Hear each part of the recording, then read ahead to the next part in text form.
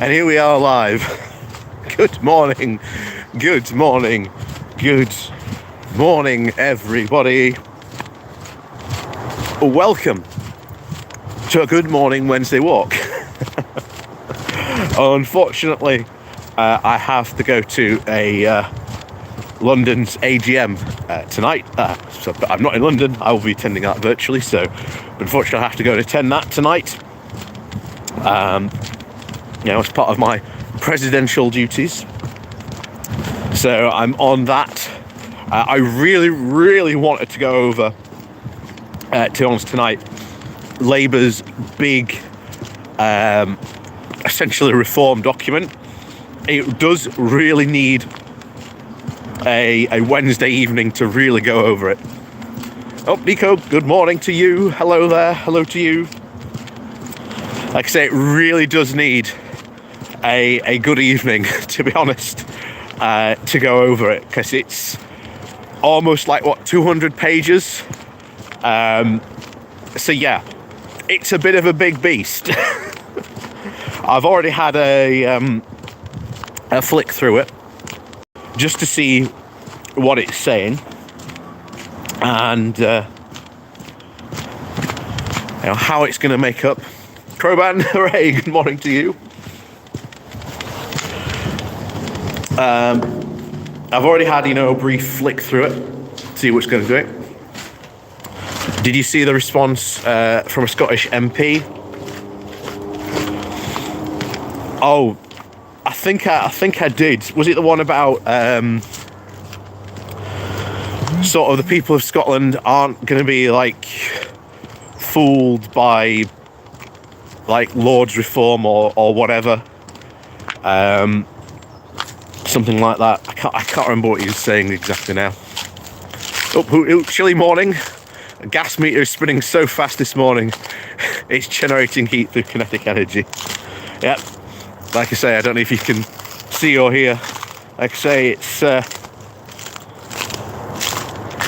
mud's frozen, but I'm gonna have to be really careful, because sometimes if you step on an ice, you don't know how deep that mud hole's gonna go. So just being a bit careful as I go along here, because I've done it before. I've literally fallen through the ice at one point and cut up my leg, and I fell over because of how hard the ground is.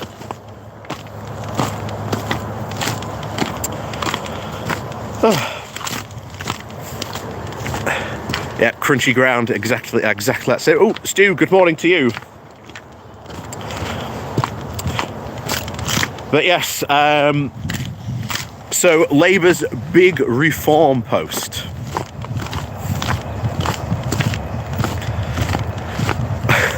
All of a sudden we only see the nice scenery. Exactly. So yeah, Labour's big reform gambit.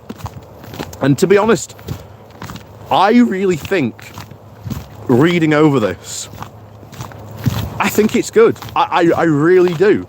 I know there's a lot of people complaining about it, saying, well, there's two really forms of attack that it's received so far.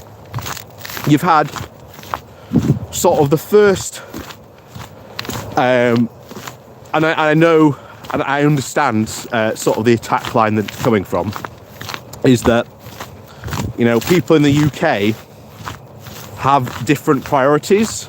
They don't really want this type of constitutional reform at the moment. They've got other quote unquote priorities, and that so far has been certainly the Tory attack line. But I also understand it as well, because it's also come from people on the left and people within the Labour Party as well. I understand that, because they are in a sense right. If Labour gets in, and we've still got the energy crisis, we've still got the rising cost of inflation, cost of living crisis is still there. Labour's got to take care of it. And at the moment, you've got an internal battle in the Tory party, arguing about you know, houses and onshore wind. Oh, Ben, good morning to you.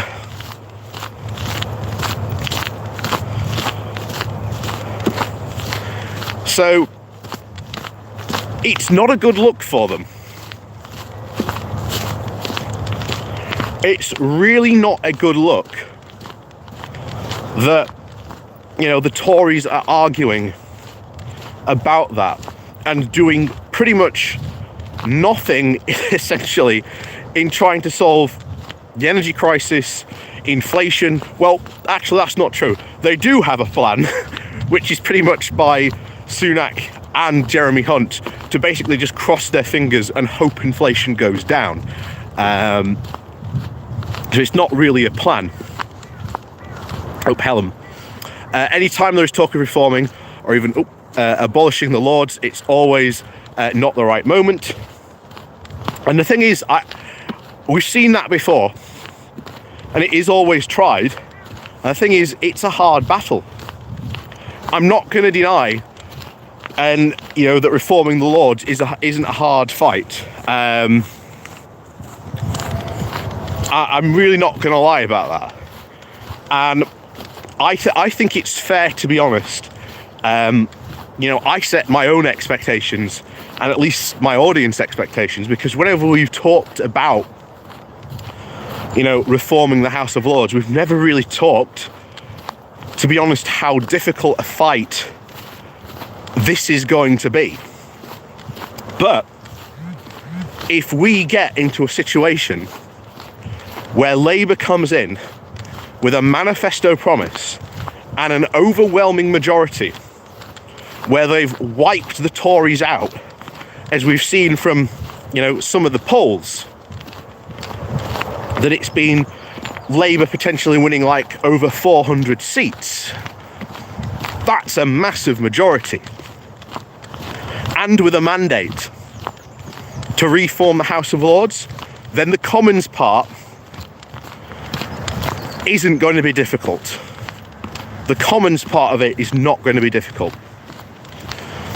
Because if you read through the entire report, a lot, and I mean a lot of that report, is heavily tied into making sure that the Lords gets reformed. Like every single part of that reform package that Starmer is putting forward is pretty much, well, we've got to make sure that the Lords is reformed, or, you know, we'll be guaranteeing this. Alexander, a very good morning. I hope coming home, cozy bed awaits. Well, yeah, it's really cold. I don't know if you can see. Like I say, I'm sure you can see the ground behind me. The frost is well and truly set in. Yes, like I say, good morning to everyone. If I haven't said good morning to you, then good morning, or if I've missed you, good morning. So, the hard part comes, to be honest, when it comes to the Lords. Because there's over 600 of them sitting in the House of Lords. And the big problem is, that's not why, a lot of them really want to keep their privilege. It really, really is the case. Up till Dakota, morning. Doesn't it seem a bed Wednesday today with the frost? Well, it is cold, I can tell you that. It is very, very cold.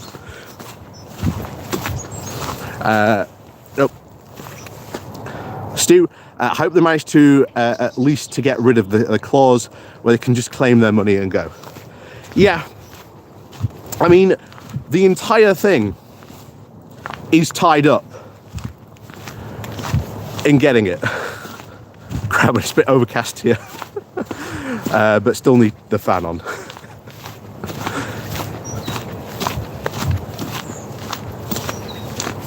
So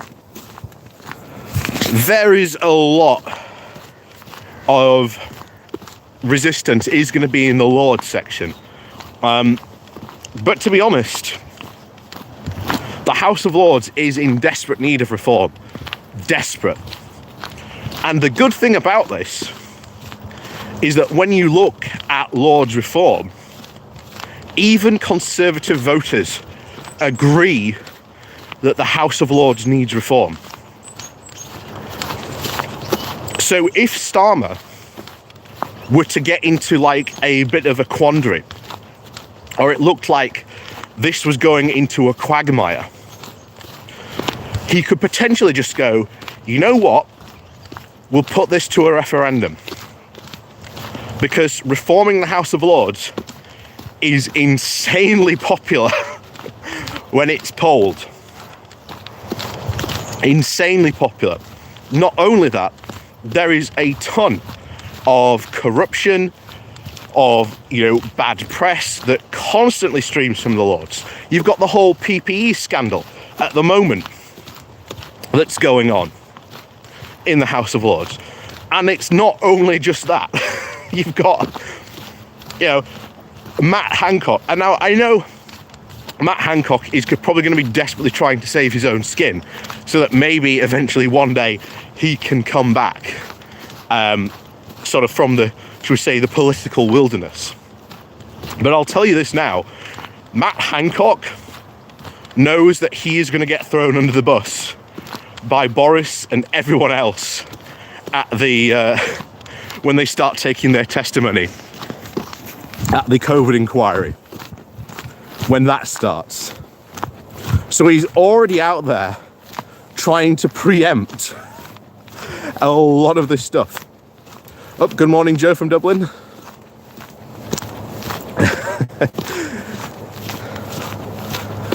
So it's kind of really funny to see this guy.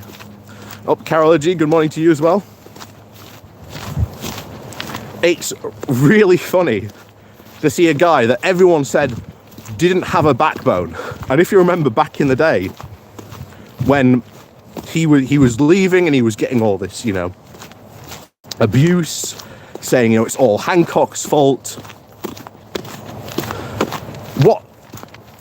What did I say Hancock should have done? He should have just grown a spine and just start dishing the dirt. Just start saying what was going on in number 10. And it really does look like that is what he is doing.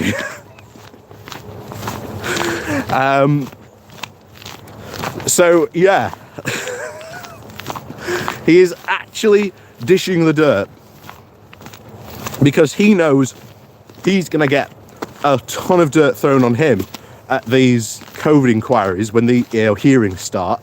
So he's already out there throwing out some stuff, especially with the whole Baroness stuff as well, with her threatening, again according to Hancock, that if she didn't get on the VIP lane, she was going to come out and expose the whole thing and blow it all wide open.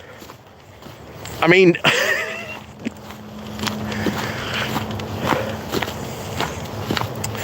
it's, the whole thing just seems to be getting more and more crazy, and that's all in the House of Lords. So if I were Labour, I would absolutely start connecting this to like Lords reform. Absolutely. I mean, not only that, you can even go back to the whole 2016 argument and say, oh yeah, we want to get rid of unelected bureaucrats. Well, hold on a second, guys. Have you seen the House of Lords? Have you met them before? No. So yeah, it's gonna be a hard slog, I'm not gonna lie, to reform the House of Lords.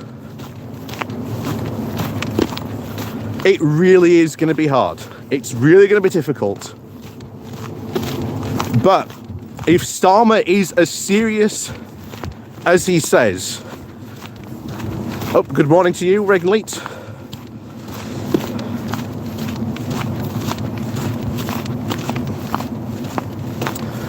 if Starmer is as serious as he says about this reform, and the fact that they haven't committed, that there was a lot of people saying, oh no, it's not PR, it's not PR, oh how terrible. Well, the thing is, having read the report, they haven't ruled out PR. They haven't ruled it out. What they've said is that they're going to go and have citizens' assemblies to get advice on what they should do. And the thing is, if I were the PR campaign, as I've said before, I'd be switching tact. I'd be putting, Commons election reform on the back burner and switching everything over to House of Lords reform and voting in and around there. And I would be beating a path to like Keir Starmer's door and even Gordon Brown's door, because the PR campaign have had for a while, I think it's still up on their website, I think it was a blog post that they wrote about how you can essentially reform the House of Lords into exactly what Keir Starmer and Gordon Brown have talked about in this report. So it is entirely possible, but we've just got to fight for it. And that's the big thing, that it is going to be, I think, a massive political knife fight. And Starmer's just got to have the nerve to hold for it and go for it. And I think if he does, it'll be a big win, especially if they can do it as a manifesto promise, because I think a lot of these reforms are very, very much wanted. I think I've just seen someone say that they're sort of decreasing devolution. No, they're not. They're increasing devolution. Certainly more regions are going to get more, powers to do what they need to do. That's going to be a good thing. I've seen it. I've read it in the report. They're not taking away powers at all. In fact, many of these new powers that they are going to get, they are going to be protected constitutionally by this new, House of Regional Representation. So you can see why this new House and this new elected body is going to be so, so important. And I've continuously talked over the years just about how really important House of Lords reform is going to be to the UK going forward. So I really, really, really do hope that we get that done.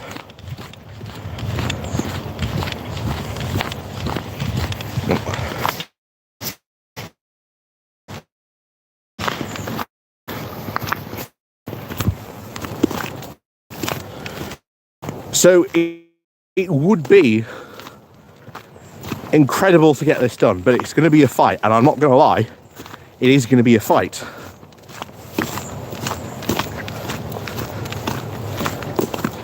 But as I've said before, any fight worth having is definitely one well fought.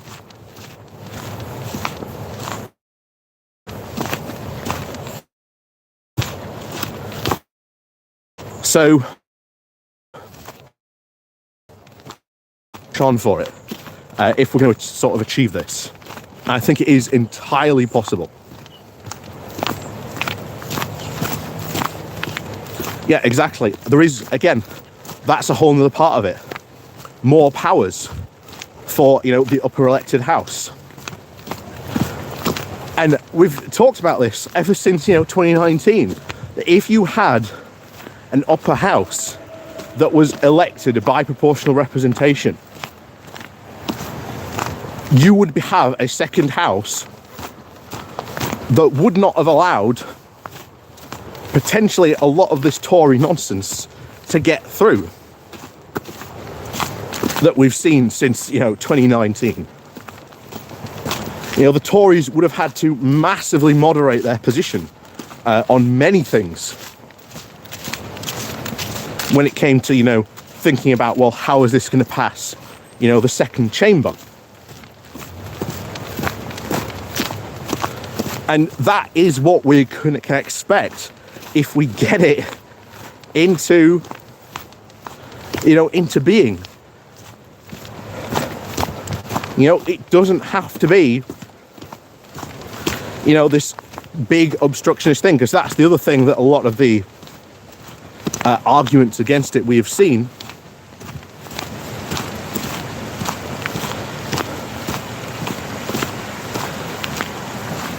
That, it's going to be a big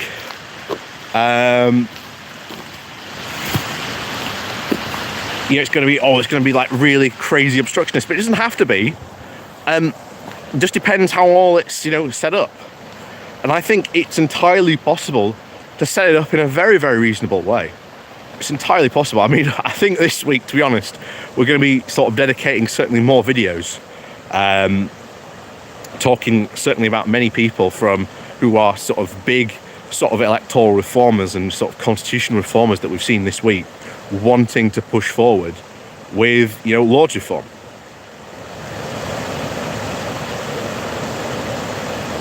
So it is really big that we can get it through.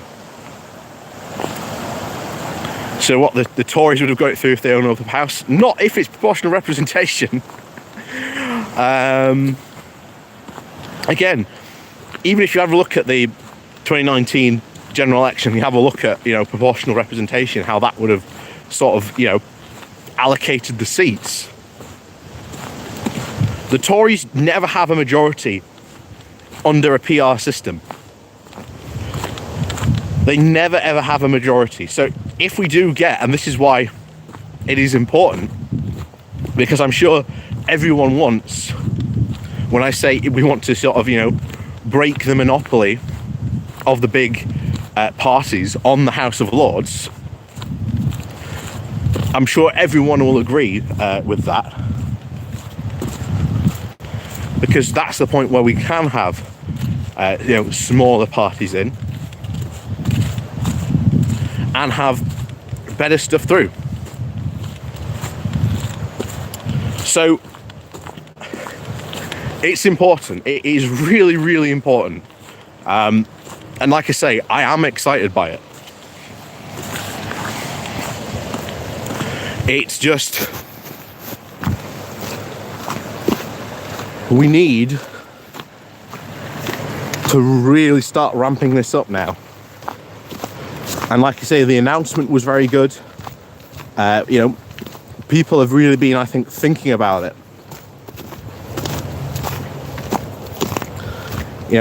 People have really been thinking about, House of Lords reform ever since that's come out this week. It's now on sort of, people's minds. Certainly everyone on the left should at least agree with Starmer on this. That the Lords need reform. So it's going to be, very interesting. But yeah, hang on, that's JL. With PR, you will have coalitions, including the Tories, so you don't get rid of them completely. Yeah, you're never going to get rid of. Dave W. to the party. What have you missed? Still talking about Lord reform. You're never going to get rid of the Tories completely, but what you get would essentially be the Tories having to be a lot more moderate with their policies. So they wouldn't be able to get away with a ton of stuff that they've been trying to push through recently. So they'd have to be massively moderate themselves. So while you wouldn't get rid of the Tories completely, I think you'd get a lot more, shall we say, saner Tory party that isn't going to go for some of this crazy, ridiculous stuff that they've done recently. So that would be good. That would be very, very good if we could get that through. But again, it's fighting for it. And I think House of Lords reform is going to be a very, very worthy fight to have. But again, I have to sort of moderate sort of my expectations and your expectations as well, that this is going to be a very difficult fight. And, you know, I said it at the beginning. Let's say, as I've predicted, let's say general election happens next year. You're going to have the UK in a recession. You're going to have the cost of living crisis, still potentially dealing with the energy crisis. A ton of stuff that, to be honest, voters in the UK are going to see as a lot higher priorities for their government to want to be dealing with. And I've said it before already. You know, the Tories are having massive internal arguments about not building houses when we're in a housing crisis. Although I've argued before we're in a housing disaster, but you know. So it doesn't look good for them to be having these internal arguments. And it is going to be the same thing when Labour comes to power. Let's say they come in with these in the manifesto, but we've still got, you know, cost of living crisis going on. We've still got the energy crisis going on. It is not going to be a good look if Labour potentially gets locked in a fight to try and get all these reforms done while they're not seen to be taking care of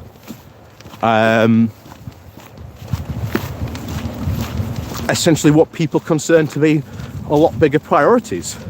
Now, don't get me wrong, I think this, you know, reform, all this stuff that they've put forward should be a priority. Absolutely think it does. But when you've got things like, you know, warm banks, which really states to just how bad a state the country is in, what do you think Labour's priority should be?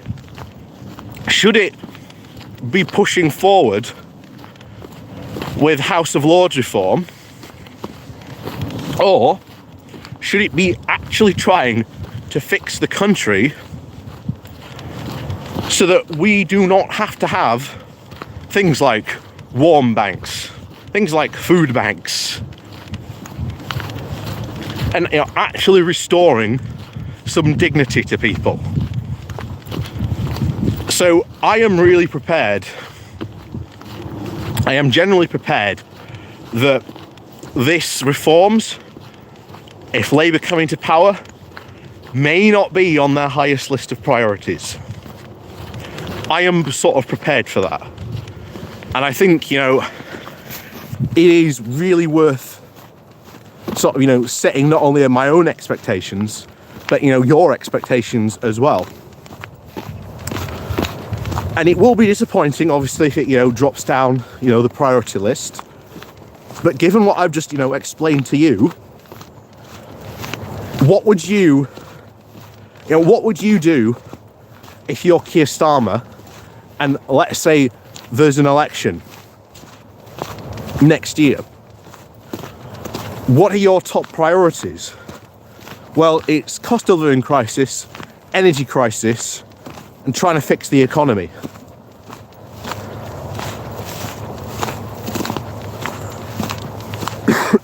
Yeah, at least that's true, very Stuart. And groundwork is important.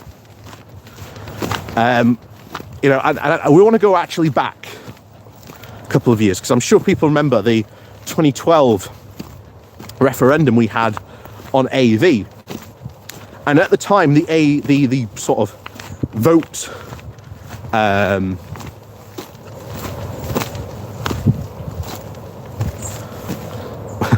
what's this? Veterinary agreements, like a certain Remainer YouTuber on another channel keeps on going on about, won't change a thing. Yeah. Well, again, it is all about priorities, and sometimes, in politics, you've got to really prioritise what are the big priorities. And and I agree with that. It's good. But anyway, back to the sort of 2012. So back in 2012, you may remember the electoral reform movement didn't do its groundwork. The electoral movement didn't do its groundwork. It didn't prepare people and really explain to people why, maybe changing to the AV system was good. But also at the same time, there were a lot of people in the reform movement going, well, I'm not going to turn up because I really don't like the AV system. And bear in mind, I agree with a lot of people themselves. I agree with a lot of those arguments as well.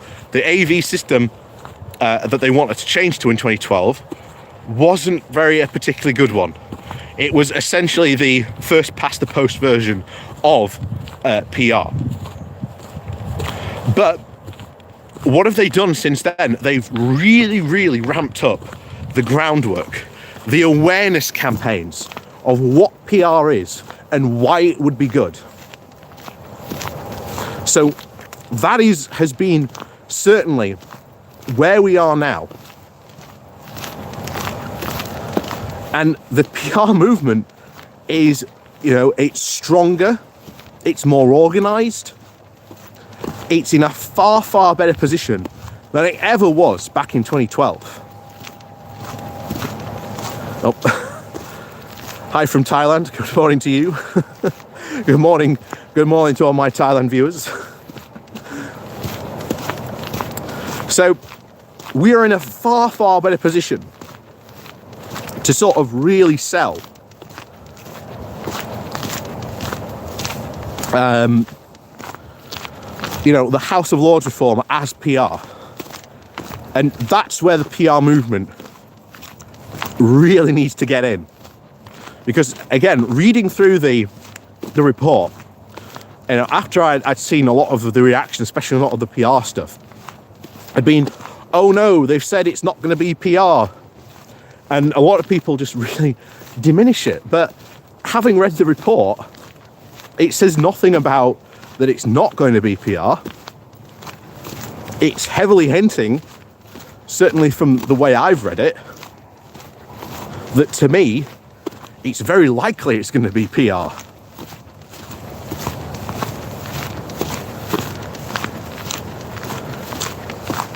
So the PR movement has a plan. It's had a plan for at least, I think, 4 years now, maybe a bit more if I remember correctly, about how to reform the House of Lords into the House of Regional Representatives that that Labour have talked about.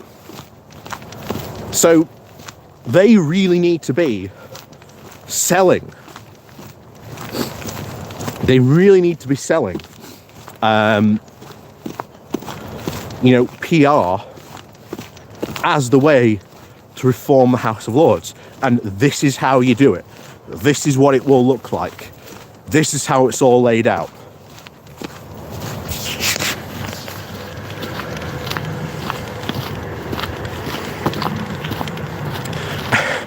Oh, see, it's not though, really. It is going to be a massive change in politics. Like, Lords reform is a massive change in politics, and especially if you get PR in.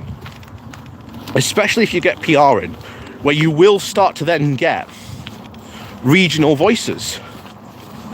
Because I can guarantee you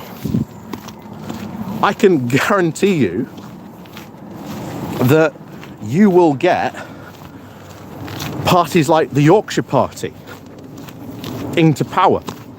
Now, they might only ever have maybe one representative, but that'll be a good voice in in Parliament, especially if it's someone like Simon Bilcliffe. I mean, him in a reformed House of Lords would be fantastic. That's the guy who I don't know if we've ever talked about him before. I would have loved to have had him I tried to get him for an interview because he's an absolutely fascinating guy to sort of speak to. You know, he talks a lot about, you know, his sort of philosophy is being, you know, a Marxist capitalist. And it's a really interesting philosophy. I don't think a lot of people would sort of, you know, agree with it, but it's a really interesting philosophy that he's got, if I'm honest. So I would love to get him on the channel at some time and have a talk with him, because he's you know, he's absolutely, you know, fascinating when it comes to sort of, you know, his political philosophy. Like I say, he did run for you know, South Yorkshire Mayor a couple of months ago. Yeah, a couple of months ago now. So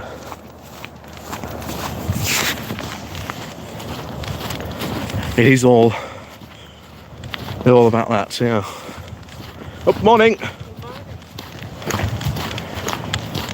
So we will have to certainly find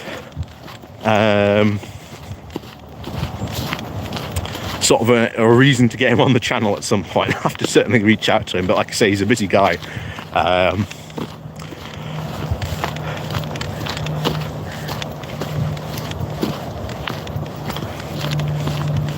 Get him on your show. Well, I actually have found out recently, and we're going to have to sort of trial it, but I don't know how well it's going to work. Apparently now I can get guests on this way. So potentially in the future, now I've got to trial it. We've really got to try it, but getting a guest on the Good Morning Walk, I don't know how it's going to work out, but YouTube says I can do it now. So we might have maybe a bit of experimentation on this. We'll see if it works. 91 Leeds, good morning to you.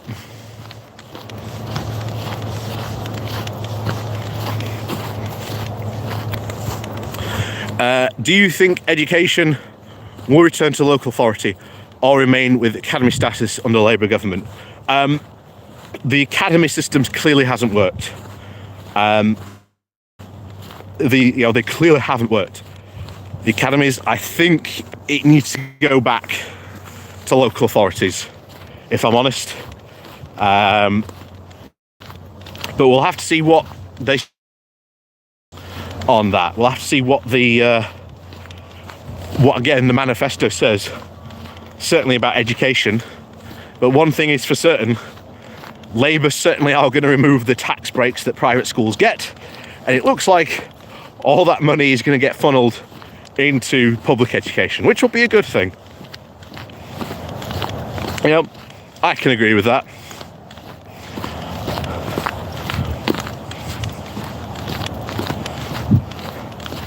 So that will be ultimately at the end of the day very good. There we go. I can see now. I can see. See, I desperately need to get and I've said this before, I need to get like a selfie stick and a pair of like fingerless gloves. I say this every winter and I never end up getting one. But yeah, I will definitely try and achieve that soon. That's the idea, that's the goal, that's the dream. But it is good exercise though, I think. At least I think it is. I hope it is, you know. Holding up these arms. No, a camera drone. Oh, I know. The thing is, if I got a camera drone, I'd have to sort out a mic for it. I'd be like, oh.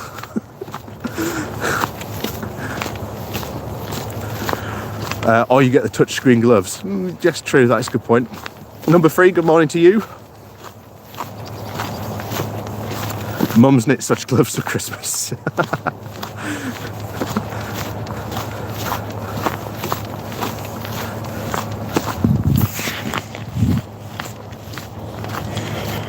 So, in all, like I say, I really wanted to go over the report tonight, but unfortunately I can't. I've got an AGM that I've got to go to tonight at 7, so I'll be going to that. But definitely at some point in the future we will be going over that report, or at least certainly as much as we can. But like I say, it's very, very big. So we might have to maybe pick and choose what parts we want to go over it, but I certainly want to go over what it says about sort of House of Lords reform and what it says in there about it. And then maybe we'll just let the audience decide where to we go from there within the report. I think that would be a good idea. But there was also the other video that I was going to go over tonight was the I don't know if you've seen the GB News video.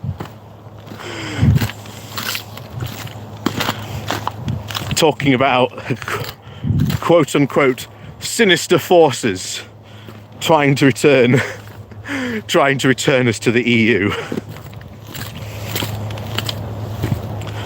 It's fascinating to be involved in a conspiracy theory, I'll tell you that now. Yes, by supporting this channel, all my Patreons, the Pony Clubbers, people who've bought me coffee over the years. You've really been supporting the dark and sinister forces that are going to return us to the EU. I'm sorry to break that to you. I've been exposed by GB News. Yeah, we're part of the Dark Forces cabal.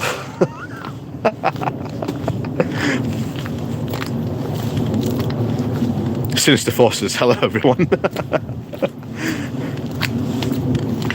Yeah. Who knew all this time? Like Darth Vader. Yeah.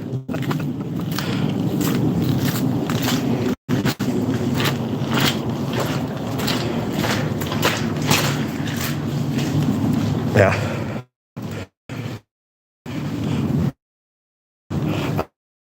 One of these days I will call the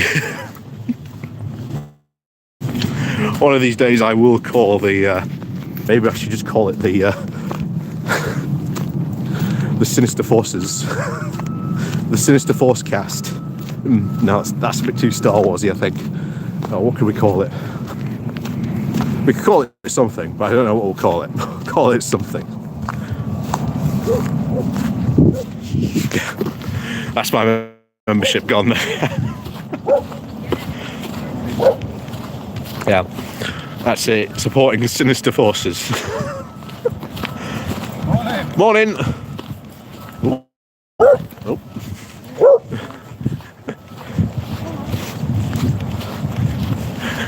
Oh, but yeah.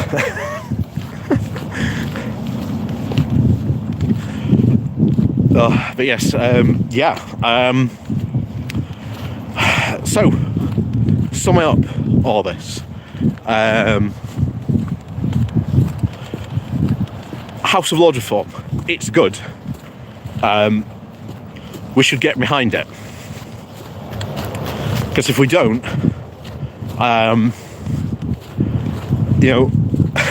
someone else is going to reform it, and then if it does get reformed, and we had no input in it, or you refuse to vote about it, and then say, oh well, the House of Lords is really, really bad. Well, Labour had, and I still say this, I think this time around, is the best opportunity we really have to reform the House of Lords, and we cannot give it up. It is going to be a massive opportunity, and the left needs to realise it needs to be part of that conversation. It needs to be part of that conversation, or else it's going to get left out, and then, well, there'll be the tears before bedtime again, as always. But yeah, like I say, I really do hope, you know, people on the left seriously do actually start engaging with this laws reform, and, you know, start to actually think about constructive critically how this can actually seriously change sort of our politics massively it will do. But yes, as always, guys, thank you very much for coming along today. As always, it's been fantastic. We'll see you on Saturday morning for another good morning walk. It's potentially going to be even colder apparently on Saturday, so yeah, you know, get your kettles out, you know, get your blankets out, and, you know, tune on in. So yeah, as always, guys, thank you very much for joining me as always. It's been fantastic to have you along.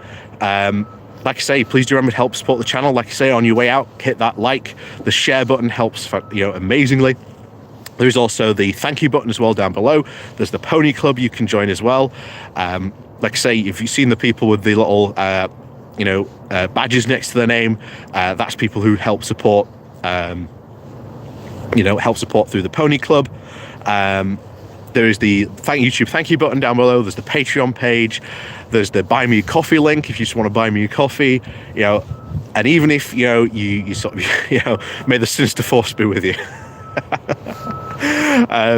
So yeah, like I say, if you want to help support this, if you want to help support the sinister forces, you know, check out the links down below.